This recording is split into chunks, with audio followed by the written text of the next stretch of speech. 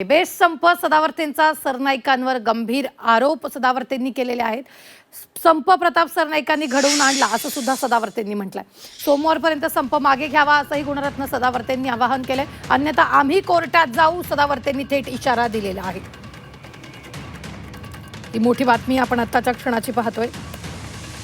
गुणरत्न सदावर्तेंनी सरनाईकांवर मोठा आरोप केलेला आहे. संप हा सरनाईकांनी घडवून आणल्याचा यावेळी आरोप सदावर्तेंनी केलेला आहे. मला म्हणजे बेस्टचे जे कष्टकरी आहेत त्यांच्या बाबतीत पूर्णतः त्यांना न्याय मिळाला पाहिजे, त्याच्यात कुणाचं दुमत असू शकत नाही. परंतु मला प्रामुख्यानं एक गोष्ट सांगायची आहे की माननीय शशांकराव साहेब असतील किंवा माननीय प्रसाद लाड असतील, या दोघांनीसुद्धा म्हणजे प्रसाद लाडांनी तर काल पत्रकारांना सांगितलं होतं की 90% कष्टकरी कामगार, त्यांच्या भाषेत कामगार, माझ्या भाषेत कष्टकरी, तर ते ह्या दोन संघटनांसोबत आहेत आणि फार तुरळक लोक म्हणजे 10% लोक संपावर जातील असं ते बोलले होते. पण हे असं मोठ्या दोन संघटना आहेत, असे स्वतः डिक्लेअर्ड आहेत, सेल्फ डिक्लेअर्ड आहेत, मग 100% बंद कसा? 10% लोक जर इतरांकडे असतील, म्हणजे उदाहरणार्थ एकनाथ शिंदेची जी संघटना आहे, काय त्या संघटनेचं नाव? नाही, संघटनेचं नाव काय? शिवसेना, आपले ते प्रणित संघटना जी आहे एकनाथ शिंदे साहेबांची, तर ती संघटना 10%मध्ये एका काहीतरी टक्क्यात असेल, ती 100% बंद का करत आहे, कशी होऊ शकते? हा खूप म्हणजे गहन अभ्यासाचा विषय बनला आहे. त्याचं कारण असं आहे की हे सगळं करण्यासाठी हे पेल्यामध्ये एक वादळ निर्माण केलं गेलं आहे का? आणि ते वादळ असं निर्माण होऊ शकतं आहे की प्रसाद लाड यांचं अलीकडल्या काळात मराठा आरक्षणाच्या निमित्तानं जे एकनाथ शिंदे साहेबांच्या बाबतीतलं बाजूला होऊन प्रसाद लाडनी पुढाकार घेतला, किंवा शशांकराव आणि प्रसाद लाड हे मुंबई ह्या महानगरामध्ये ही आर्थिक राजधानीचं शहर आहे म्हणजे भारताच्या, इथे कुठेतरी यांना डॉमिनेट करायचं का? किंवा हे महाराष्ट्रामध्ये, किंवा मला त्यापुढं असं म्हणायचं आहे की महापालिकेचे आयुक्त नको आहेत का, किंवा जनरल मॅनेजर नको आहेत का?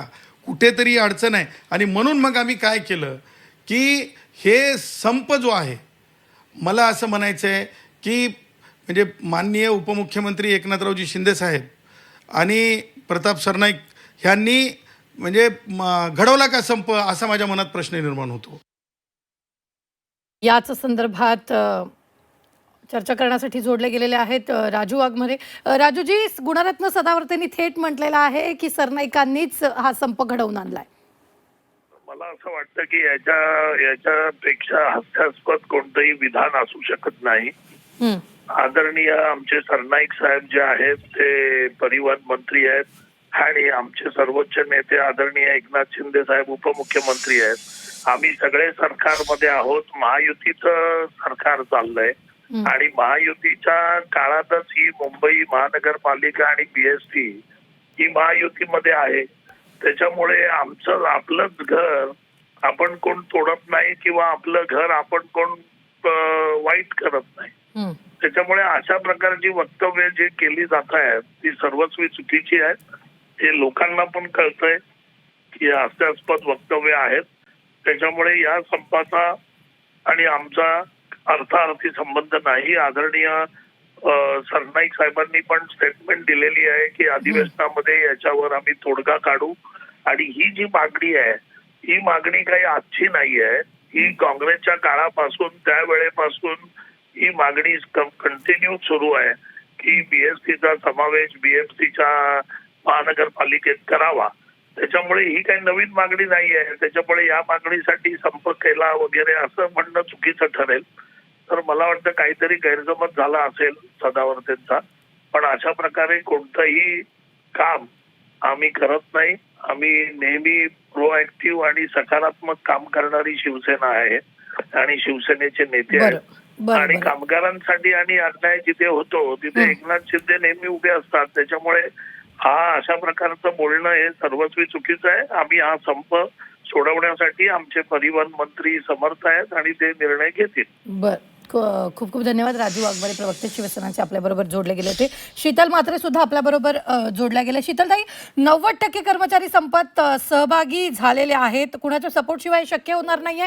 सरनाईकांनीच हा संप घडवून आणलाय असा आरोप गुणरत्न सदावर्तेंनी केलाय. काही तांत्रिक कारणांमुळे आपला संपर्क त्यांच्याशी तुटलेला आहे. मात्र ही सगळ्यात मोठी बातमी आपण पाहतो आहोत. संप प्रताप सरनाईकांनीच घडवून आणला असा गंभीर आरोप सदावर्तेंनी केलाय. सोमवारपर्यंत संप मागे घ्यावा असं सुद्धा गुणरत्न सदावर्तेंनी म्हटलंय. अन्यथा आम्ही कोर्टात जाऊ असा इशाराही यावेळी सदावर्तेंनी सरनाईकांना दिलेला आहे. ही सगळ्यात मोठी बातमी आपण आत्ताच्या क्षणाची पाहतोय. सध्या कालपासून बेस्टचा संप सुरू आहे आणि या संपात 90% बेस्टचे कर्मचारी सहभागी कसे असाही सवाल सदावर्तेंनी विचारलेला आहे. तर यावेळी बोलताना सदावर्तेंनी प्रसाद लाड यांच्यावर सुद्धा निशाणा साधलेला आहे. सोमवारपर्यंत संप बेस्टनं मागे घ्यावा, अन्यथा आम्ही कोर्टात जाऊ असं सुद्धा इशारा सदावर्तेंनी दिला.